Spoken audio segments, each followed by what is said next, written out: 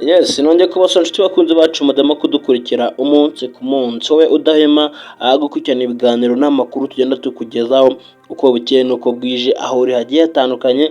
Ndagusuje cyane by'umwihariko waba uri hano iwacu i Rwanda mu ntara zigiye zitandukanye z'igihugu cyacu, nawe uri hanze y'igihugu cyacu, ndavuga ibihugu by'ibituranyi Uganda, Tanzania, Burundi ndetse na Congo. Nizere ko mumeze neza mwese cyane, nabo aho bitameze neza mukomeze kwizera Imana iraza kuba yabikora, ibintu bikomeze kugenda neza cyane. N'amakuru agezweho muri siporo hano iwacu Rwanda, by'umwihariko mu ikipe y'ingabo z'igihugu Nyamukandagira mu kibuga kikarasa imitutu hari kuvugwamo breaking news ikomeye cyane. Amakuru agezweho muri APR FC, abakunzi ba APR FC bakomeje kwishimira uko bukeye n'uko bwije. Ni amakuru ari gukomeza kugenda agarukwaho n'ibitangazamakuru bigiye bitandukanye, by'umwihariko twabikomfirima cyangwa se twaje kwemezwa n'ikinyamakuru cyo muri Tunisia kimaze gutangaza ko umutoza w'umunyatunisia ukomeye cyane watwaye ibikombe bigiye bitandukanye hano muri Afurika agiye kuba yaza gutoza ikipe ya APR FC, dore ko ngo ibiganiro bigeze ku kigero cya 98%. Ibintu birimo kugenda neza hagati y'uyu mugabo ukomeye cyane na Biri, umunyatunisia ukomeye cyane, n'umwe mu batoza hano muri Afurika abakomeye cyane bafashe ikipe ya Tunisia bakijyana mu gikombe cy'isi cyabereye mu Burusiya.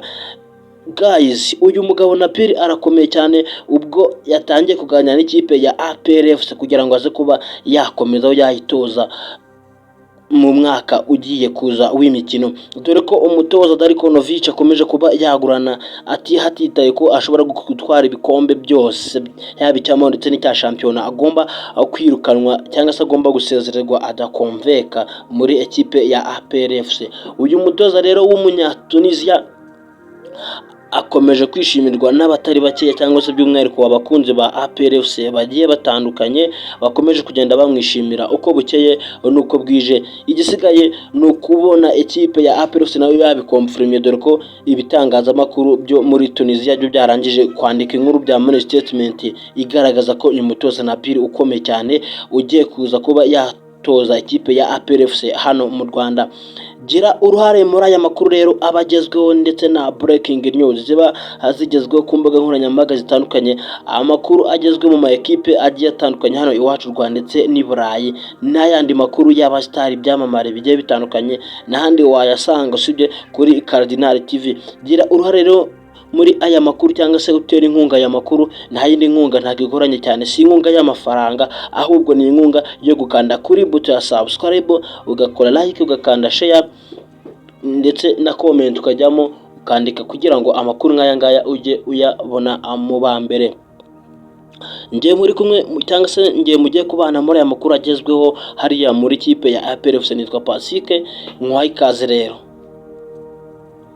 Yes, reka twikomeze rero turebere byinshi biri kuvugwa hariya muri Nyamukandagira mu kibuga kikarasa imitutu hari Gishoronge. Amakuru akomeje kuba menshi cyane, breaking news zikomeje kuba zavugwa hariya mu ikipe ya APR FC. Ni nyuma yuko ibinyamakuru byo muri Uganda nabyo byanditse bivuga ngo rutayizamu Mugande Demis Omedinho utabasha cyangwa se uri gukomezwa kurishwa bench muri APR FC, utabona gukina guhoraho, nawe ashobora kuba yava mu ikipe ya APR FC kugira ngo akomeze kuba yashaka indi kipe izajya imubanzamo kugira ngo ataza guferinga agasubira inyuma. Ni amakuru ari kugenda avugwa muri APR FC, ariko nta kintu kibabaje cyane cyangwa se nta yindi nkuru ikomeye cyane irimo kugarukaho n'ibitangazamakuru byo muri Afurika. Sport update ziba zigezweho cyangwa se amakuru abagezweho n'uyu munyatunisia urimo kuganira n'ikipe ya APR FC ushobora kuza gutsimbura Darikonovic, uyu munyaserbia bigaragara ko byanze mu ikipe ya APR FC. Mu itangazo cyangwa se mu magambo menshi cyane ikinyamakuru cyo muri Tunisia cyaje kwandika kivuga ko uyu mutoza na Piri yamaze kuba yaganira n'ikipe ya APR FC, kandi ibiganiro bigeze ku kigero cya 98% ashobora kuza kwerekeza mu ikipe ya APR FC akaza gutoza iyi ekipe y'ingabo z'igihugu. Icyemezo cyakiriwe neza n'abakunzi ba APR, cyangwa se inkuru nziza yaje kuba yakirirwa n'abafana ba APR muri rusange, baje kuvuga ko iyi ngiyi cyangwa se iki cyaba ari icyemezo cyiza cyane cyo kwirukana Darikonovic udakomveye gukina umukino birasomeka ati wenda dushobora kuba twabona undi umutoza ukomeye cyane umeze nka Mohamed Adiziri, dore ko uyu mutoza akiri mu mitwe y'abakunzi ba APR batazamwibagirwa kubera uduhigo yagiye akora mu ikipe ya APR FC, kubera igitinyiro yari amajije kubaka hariya muri Nyamukandagira mu kibuga kikarasa imitutu. Guys, ndagira nkubwire ko ikipe ya APR FC hamwe na Darko, ibitangazamakuru byo mu Rwanda bikomeje kugaragaza ko Darkonovic ariwe kibazo mu ikipe ya APR FC. Urebye mu Rwanda ikipe ya APR FC niyo kipe ya mbere ifite squad iremereye cyane ndetse irimo n'abakinnyi bagiye bakomeye b'amazina manini bagiye bagera save nziza cyane mu makipe bagiye banyuramo agiye atandukanye hano muri Afurika. Ikipe ya APR FC rero ikomeje kugorwa no kubona itsinzi mu buryo bukomeye cyane, dore ko yari yafashe umwanya wa mbere ikaza kuwutakaza aho yanganyije n'ikipe ya Etincelle. Muri weekend kuwa gatandatu ifitanye umukino na Rutsiro hariya mu karere ka Rubavu, birakomeye cyane, bari gukomeza gupushinga barebe bakore iyo bwabaga barebe ko baraza gukura ikipe ya Rayon Sport yongeye kwisubiza umwanya wa mbere ibarusha inota rimwe. Ese birashoboka ko muri iyi weekend ya APR FC ishobora kwisubiza umwanya wa mbere cyangwa se Rayon Sport irakomeza iyobore mpaka itwaye igikombe?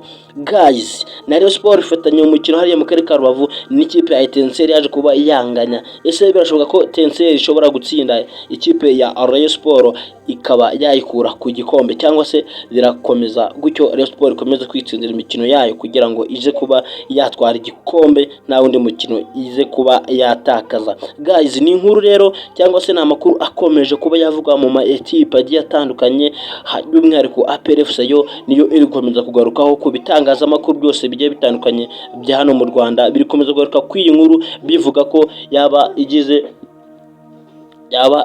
ariyo nkuru irimo gukomeza kugaruka n'ibitangazamakuru bigiye bitandukanye hano iwacu Rwanda. Ngiyo nguko rero, ngiyo breaking news igezweho muri APR, nguwo umutozo ugiye kuza gutsimbura Darkonovic akerekeza iwabo mu Bisheke. Ibintu birakomeye cyane, hari n'amakuru ari komeza kuvugwa muri sport, nucikwe n'andi makuru agiye atandukanye hano mu makipe manini agiye akomeye turagenda tureberamo byinshi. Darko baranje gukonfirma ko agomba gusezera muri APR, ndetse no muri Sport Bertinho nawe ari gukomeza kwifuzwa n'amakipe agiye atandukanye hano muri Afurika. Ndabashimiye cyane, mukomeje kugira byiza aho muri hose, ndabakunda cyane. Nge mwari kumwe muri kiganiro, nitwa Pacifique, Imana ibarinde, reka dusubire mu makuru yacu ataha. Ndabakunda cyane, ciao ciao.